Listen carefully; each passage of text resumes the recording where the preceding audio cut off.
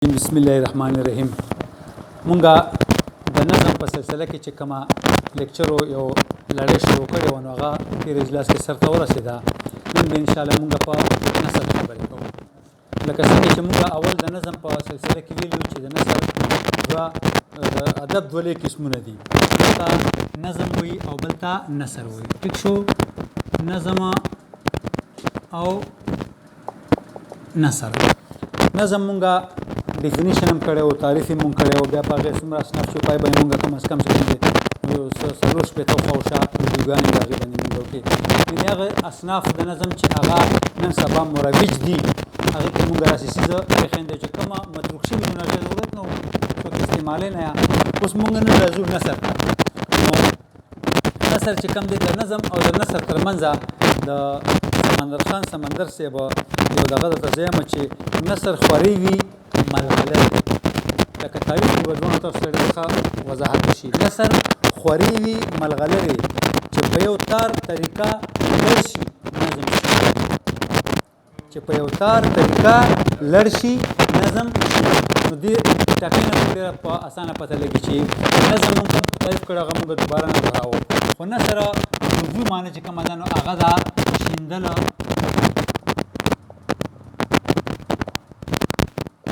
خوروله، تتر بتر کوله، پاشله، نستله، بترتیبه کوله، ګډوډوله.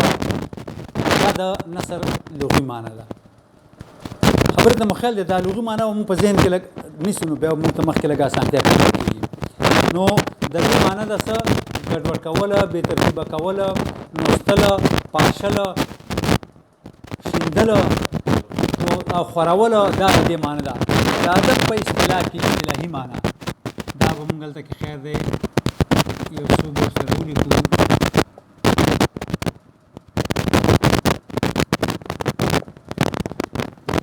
او اصطلاحي معنی چې کومه ده هغه ده چې هغه لیکه چې بغیر د څه بناوټ او تصنع، هغه لیکه چې څه د بناوټ او تصنع نه بغیر په ازادۍ سره ولیکلی شي یا وویلی شي، ولیکلی شي یا وویلی شي. او په دې کې د وزن او د بحر قید نه شي. مونږ اول خبره کړې چې نظم لی ده، آهنګ دی، ترتیب دی، تنظیم دی، منظم کول دي. دا د هغې متضاد دی. د نظم متضاد نثر دی.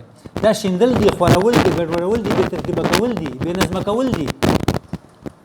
خبرې ته مو خیال دی په دې کې به د هغه لیکه یا خبرې چې هغه بغیر د څه بناوټ نه تصنع نه وویلي یا ولیکلی شي او په دې کې د وزن او د بحر قید نه وي نو هغې ته مونږه شو.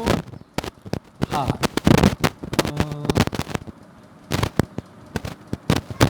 بې بناوټه او تصنع ازادۍ سره ولیکلی شي. ټیک شوه؟ او بحر او وزن قید نه لري نو دا به شی وي، دا به نثر وي. لږ بیا په دې خبره باندې دغه کوله که دا اصل څیز دا چې دلته نه سړی پوه شي نو بیا مخکې په خپله برابرېږي. نثر په اصطلاح کې نثر هغه لیک یا خبرو ته ویلی شي چې کومې بغیر د تصنع او بناوټ نه په ازادۍ سره ازادۍ سره په ازادۍ سره ولیکلی شي یا وویلی شي. په دې کې به د وزن او د بحر قید نه وي. د دې الفاظ به فطري وي.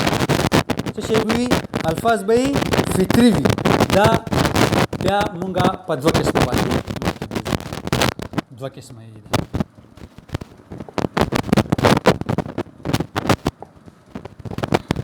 ټیک شو؟ هغه یو دی زبانی، بل دی تحریري. دلته به لږ توجه ورکول غواړي. دا څیزه بنیاد نه دغه کوي، یو څیز هم پکې نه پرېږدو نثر کې. په ترتیب باندې وي، خیر دی ورځې به ټولې دي. بیا د نثر دوه قسمونه دي، یو زباني دی بل تحریري دی.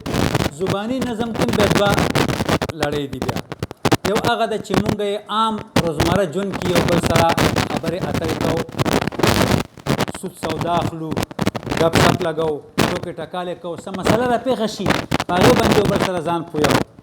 دا ټول نثر دی. دا نثر دی. عام روزمره ژوند کې چې مونږ خپلو کې یو بل سره کم معاملات شروع، کم معاملات کوو، دا معاملات دا نه دي. دې کې بیا په دې زباني کې دویم قسم دی لږ سنجیده دی. هغه سنجیده هغه چې د عام ژوند د روزمرې نه لږ معمولو دا عالمان، سیاستدانان، مبلغین، واعظین د څه مسلې د وضاحت دپاره، د څه پیغام رسانۍ دپاره په مجلسونو کې، په محفلونو کې، په بیټکونو کې، په حجرو کې، دا په مجموع کې دا قسمه تقریرونه کوي. دې تقریر ته عموم دام د زباني دام زباني زباني تقریر دی. کله چې د جمعې پر مونږ خطبات اورو نو هغه زباني خطبه ورکوي لګېده. مخامخ کتاب وکړو خو مونږ ته چې کوم رارسي مونږ سماعت په ذریعه باندې رارسي، مونږ یې اورو، هغه پښتو وایي. مونږ بیا په دې کې دوه قسمونه دي، یو زباني او بله تحریري. زباني کې یو عام روزمره ژوند کې مونږ خپل معاملات یو بل سره شړو، ساده الفاظو کې روزمرې مطابق کې مونږ کوو، دا یو دی. دویم دی دا د هغې نه لږ سنجیده دي. واعظین، مبالغین، سیاستدانان، عالمان، فاضلان په مجموع، په جوماتونو، په مجلسونو، په محفلونو، په حجرو کې، په بیټکونو کې، یا بخښنه غواړم په حجرو کې یا په جلسو کې یو بل سره خبرې تقریرونه کوي. دې ته ویلی شي څه تقریر. پرې پوه شو دغه باندې چې کوم د زباني دوه قسمونه دي، یو عام شو او بله تقریرونه شو ساده الفاظو کې. دویم قسم چې کوم د دې هغه دی تحریري. دې کې عام شو، یو عام روزمره شو که نه، او بل تقریر شو. ټیک شو تقریر. دې کې یو ساده دی، ساده تحریري دی.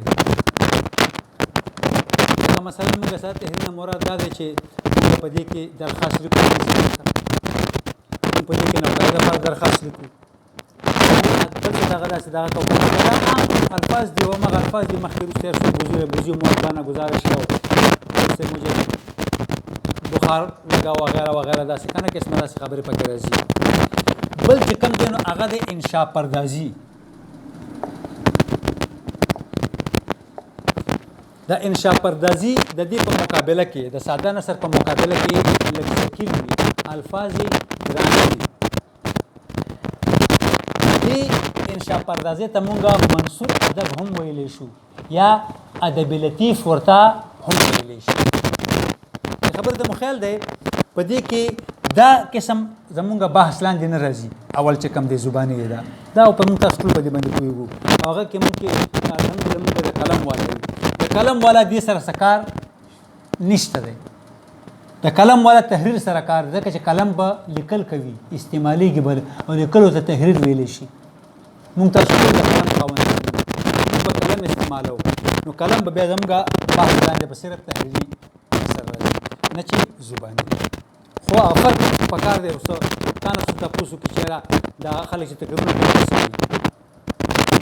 ته خو وایې چې نثر چې کوم دی پوه شي انشا پردازي دا د نثر یو قسم دی، یا ادب منثور ادب د نظم یو قسم دی. نو خلک خبرې کوي مونږ به سره لیندې کوو د څه دا نثر دی، دا زباني نثر دی، او دا چې کوم دی دا تحریري نثر دی.